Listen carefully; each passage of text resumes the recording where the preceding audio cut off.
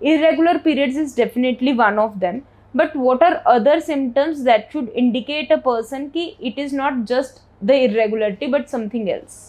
इसका स्टार्टिंग में बहुत कन्फ्यूजन चलता था, but almost 3-4 decades it is quite fixed.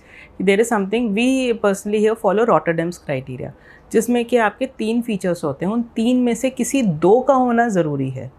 एक उसमें से है कि माहवारी की दिक्कत होना. माहवारी की दिक्कत में भी पीरियड्स लेट हो जाना, जल्दी होना, कम होना इज़ नॉट द फीचर.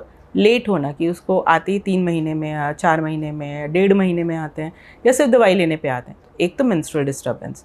दूसरा होता है अल्ट्रासाउंड में हमें वो पीसीओएस की पिक्चर देखना. तीसरा होता है, आपने देखा होगा बहुत बच्चियों में वो वाली प्रॉब्लम होने लग जाती है कि हेयर डिस्ट्रीब्यूशन, जैसे ठुड्डी पे बाल आने लग गए, या जो हम कहते हैं छोटे छोटे मूँछों के बाल आने लग गए, या हाथ के बाल थोड़े से मर्दाना काइंड ऑफ थिंग्स आने लग गए, पेट पे बाल आने लग जाएं, पैरों पे बाल आने लग जाएं.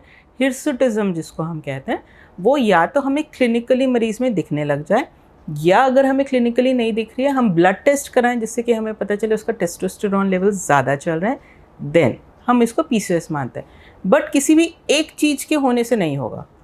3 में से 2 का होना ज़रूरी है. समटाइम्स ना अल्ट्रासाउंड लेके आते हैं, अल्ट्रासाउंड में इंसिडेंटल फाइंडिंग होती है कि भाई पीसीओएस है, तो लेबल कर देते हैं, मरीज़ टेंशन में हो जाते हैं, जी मुझे तो पीसीओएस हो गया, बहुत भयंकर बीमारी हो गई.